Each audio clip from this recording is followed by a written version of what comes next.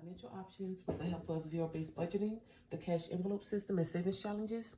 And today we're about to go over my first budget with me of February.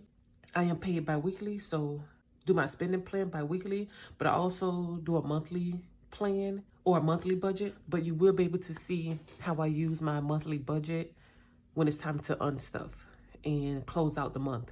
And so I went ahead and wrote down everything just to save time. I pre-filled some numbers because I had to rearrange some things due to new car.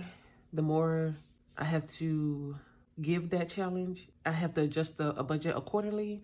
Let me rearrange some things so you guys can dive in deep with me. Starting with my spending plan. My paycheck came in at $997.73. I have 2 challenges that I completed during the month, and they total of $45.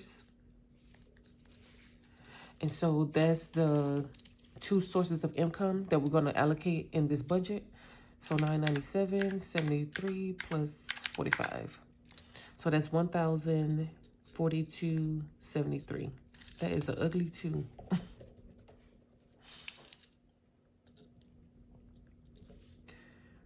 That's what we're working with. And I did just want to remind anyone who didn't watch the Wait a Minute Wednesdays, I completed these 2 doing those challenges. Every Wednesday, I do mini challenges on Wednesdays, and so that's where this is coming from. Now down to investments. I invest in myself weekly at $35. 1 week it'll come from my paycheck. The next week it'll come from my side hustle income. And that weekly amount is $35. And in my paycheck, the change I'm giving to my investments as well. So $35.73. The kids get $10 per month. So every paycheck, I'm giving a kid $10. They have Fidelity Youth accounts, and they are learning along with me about dollar cost averaging, building a portfolio, different stocks, ETFs. Those 2 totals combined is $45.73. You guys, since the beginning of my journey, I've had my kids locked in with me. Whatever I'm doing, they doing, because they need to be financial wizards and just financially flexible, know a few tricks and acrobatics. So as they start to make their money, they can plan better and skip, some of the things that we weren't able to skip, getting into debt so young. Whatever I've been through that I wish I knew, what I know now, what I wish I knew then, I'm giving it to them. So at least in that department, they won't have that. We got, it's going to subtract $45.73 from our total. So that leaves $997 to roll to the next category. And so next, and SIB is stay in bank. So if you see that off to the side, that means once I got paid, I left that money in the bank, transferred it to the right accounts. This went to the kids' Fidelity, and I'm with Robinhood. I also have a Fidelity account, but that's like work. So moving on to the expenses, all the bills that I pay for, those stay in the bank. I'm a month ahead. So basically February is paying for March. And I always have a month ahead just sitting there. My account never goes below whatever the month ahead balance is. We're going to give that $125. So over both paychecks, I split the monthly amount divided by 2. And that's why I got $125. I have a cushion that I'm saving at $50. So it gets $100 per month, $50 every paycheck. Okay, I can fix that.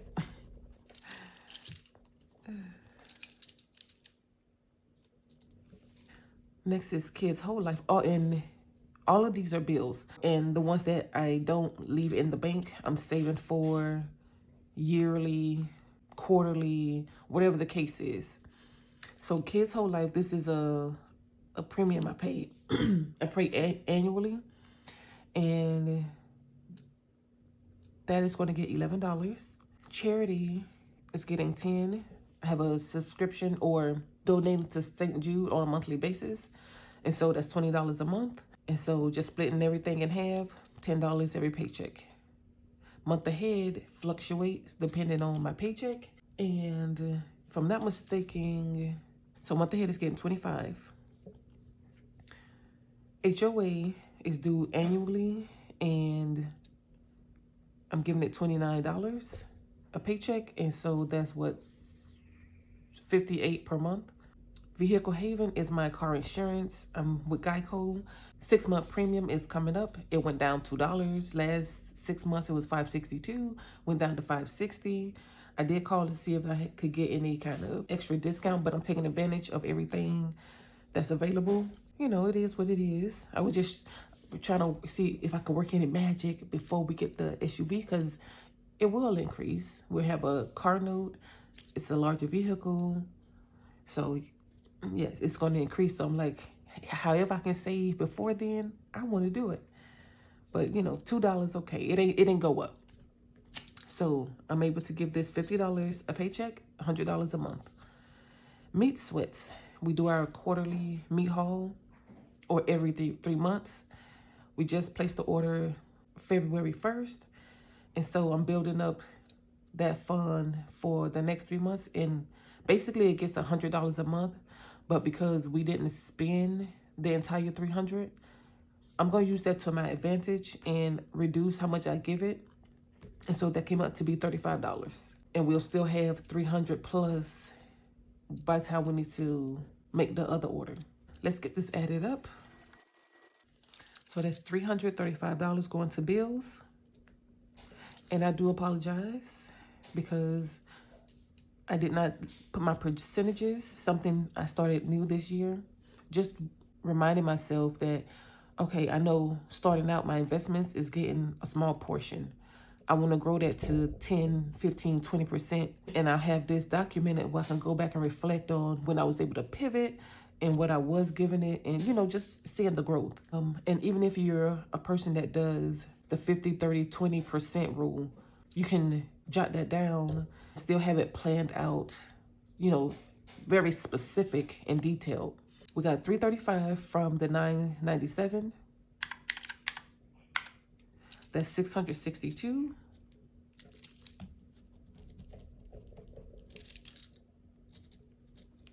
To roll to the next category. So, but before we do that, we divide 45.73 divided by our beginning total, which is 142.73, and that's, go back, move your decimal 2 spaces, that's 4.3. I'm just going to say 4%. Same thing here. Take the total, 335, divided by starting balance, or the total amount to allocate, and that's 32%. Moving down to our savings and debt. So new car, I'm scratching off 2 diamonds per pay cycle. And last paycheck, we scratched off a total of $325. So I just transferred that to my Capital One, and that's in the bank. And then my 10K challenge, these two, 10K and my emergency fund, is getting the 45 from the challenge. So I just split that between those two, and already wrote that out, so I didn't have to remember or forget, because these two aren't normally in my budget. We have 325 plus 45, and that's 370 going to savings. And so 370 divided by, that's 35%. So I do want to see this number higher than my bills, if anything. So that's good with me. So we take the 662 minus 370, and that's 292 to allocate between our variable expenses and sinking funds. So groceries is getting $50. And I've been debating to name this to food, but I feel like food is too broad. I'm spending these $50 at the grocery store, but I'm not really grocery shopping. I'm picking up things that we've forgotten, ran out of, my vegetables and fruits for the week. Just small things, or maybe something that's on sale that we like to have, on hand. And let me make sure I don't have that too high. So that's why it's so low. I'm just doing a maintenance, refill, pickup. Ragnar covers the grocery bill. We grocery shop every 2 weeks. This is what works for us. And last week when we went, it was like a 182. So that was good to sit under 200. But we just did a meat haul, so we didn't need much. We do get some meat at the store, like seafood, and if they're out of turkey, ground turkey, we'll get it from the store. They have BOGOs deals on that. So there's some meat items we still pick up at the grocery store, but not much. Just all the other things. We don't buy like water, juice, soda. I don't drink any of those things, except juice, but it's apple juice. I buy it when I, crave it or want it. It's not on the grocery list. That'll be something I pick up during this time. So that saves us a lot. We have a nice filtering system connected to the refrigerator. We found out ways to like double filter the water. So that's good. And if you don't know, we're in Florida, so Florida hard water. Yes, all that gunk slime that builds up the calcium. Yeah, like who want to drink that? I already don't want to shower in it. But just to give you guys a quick overview of where this $50 is going. Next is car juice, and that's my gas. I have a really small car. $50 is more than enough. I fill up every week at half. Sometimes it hasn't even reached half, but I still fill up. It's like I have it down to a couple days that I'll go to the gas station.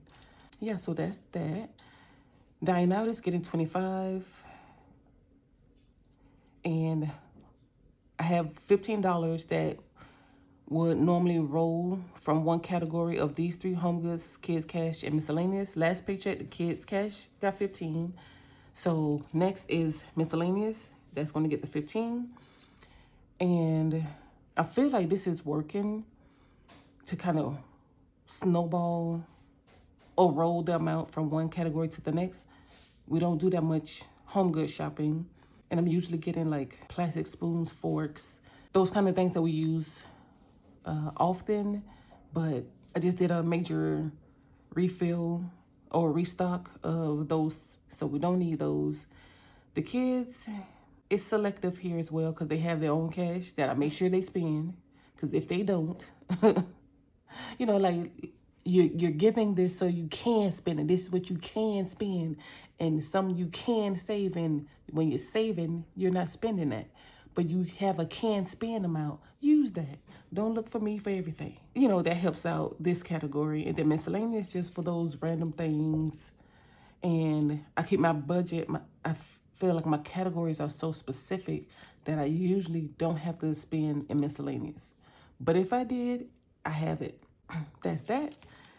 And we're going to add that up. We have 100, 25, and 15.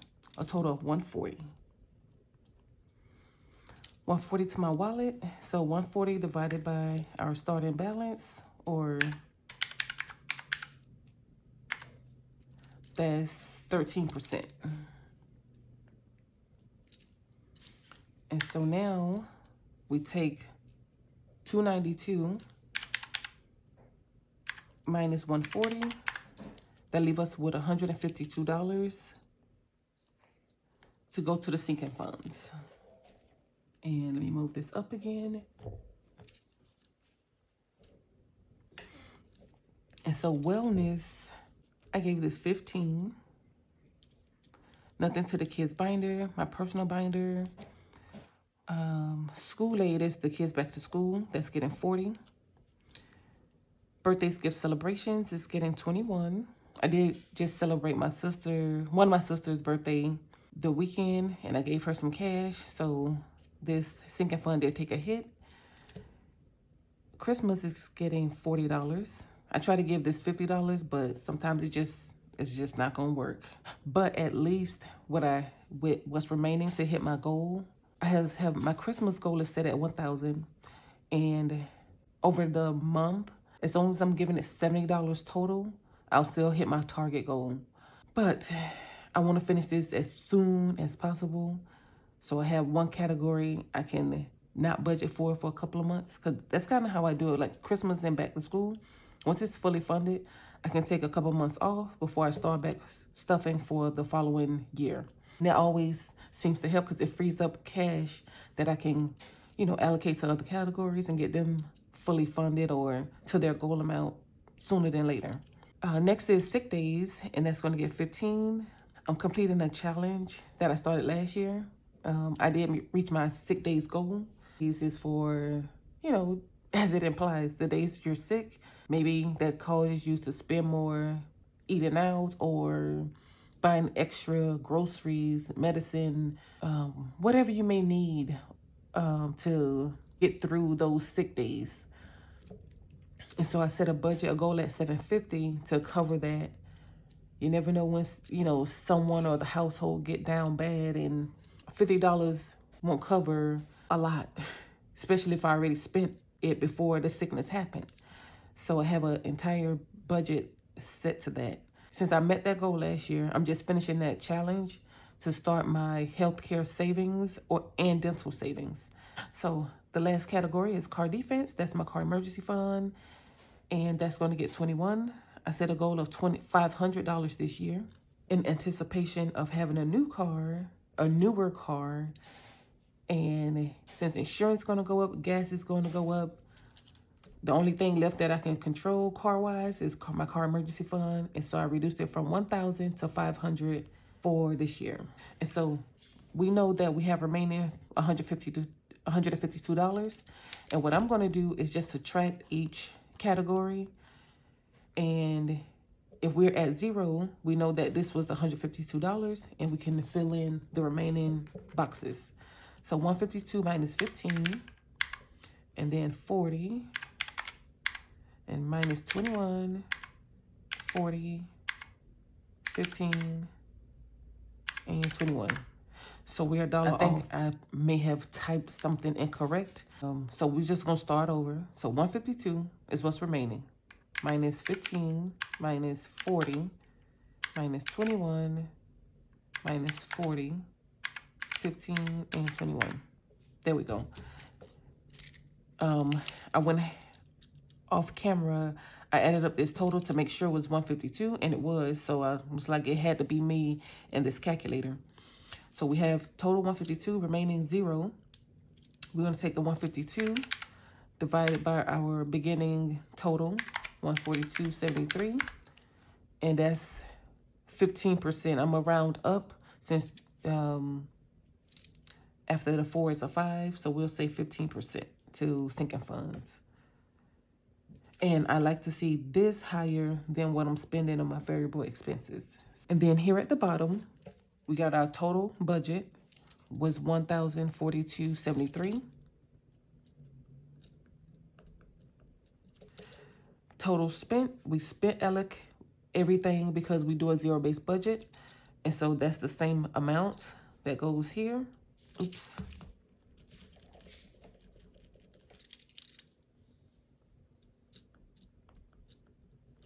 What's remaining? 0. No matter what budget you do, this may be 0 depending on how you budget. A lot of people like to leave a buffer, and they count that, they bring that in their income. Some get used, sometimes they don't, so they'll have a different amount at the end. And I did not mention, like, I created this setup for me. I wanted to create my own budget planner, and so you guys will see me in this process of making changes, updates, and all that good stuff. Here's my cash planning. I usually do this before I do my budget, because I know if this balance, this should balance. And so I have this to refer to as I do my budget. That's how I train myself. And sometimes I need this depending on when I can get to the bank. I need this sooner than I can get to actually record my video. That's another reason. So went through, put the amounts. I start from the largest number, 150, 20, 10, 5, 1. Made those marks, and Over here, I just made a note that I'm stuffing a total of $777, which these categories, everything that didn't stay in the bank, equals the $777. However, new car is prop. So in cash, I need $452. And so I just kind of noted it in two places. And so this balance to be 777, and my totals for the quantity of each denomination equals 777. So it kind of like meet here. This has to match. This has to match. And so, you know, then I have this I got from the Budget Mom. She wanted to get rid of a lot of like her old inventory, and it was like $2. So I got like $10 worth. So I'm good on these for a very long time. It might not even been $10 worth, but I know I got like at least 3 of these stacks.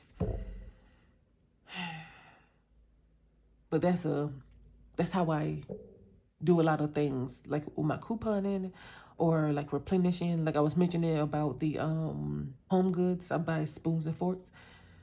One of the grocery stores I go to, they have them buy one get one, and whenever they have that sale, I set a target number. It's like I'm gonna try and get $12 worth or $15 worth. Or look, and as long as I don't go over, I'll get as many BOGO deals that don't exceed that number. So that's how I do a lot of things when I need to stock up. And it seems to work because I'm focused on the dollar amount and not the quantity. So whatever quantity I get, which is going to be a little excessive, but you know, it's not something that's going to spoil or go bad kind of thing. So that's how I work. They're just giving you some inner details of how my mind works.